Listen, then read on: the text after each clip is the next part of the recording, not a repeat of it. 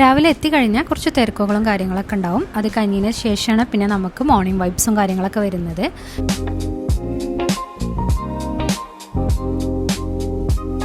പിന്നെ morning vibes കഴിഞ്ഞതിന് ശേഷം പിന്നെ നമ്മൾ കുറച്ച് നേരം അങ്ങോട്ടും ഇങ്ങോട്ടും സംസാരിച്ച് നമ്മളുടെ ആ ഒരു ഡേനെ കുറിച്ച് നമ്മളൊന്ന് പ്ലാൻ ചെയ്യും.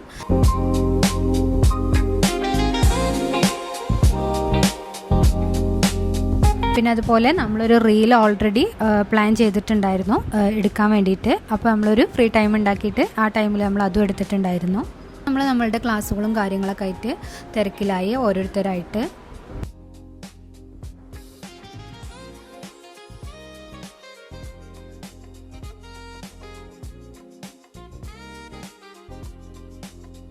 പിന്നെ ലഞ്ചിൻ്റെ ടൈം സാധാരണ നമ്മൾ വീട്ടിൽ നിന്ന് കൊണ്ടുവരലാണ്.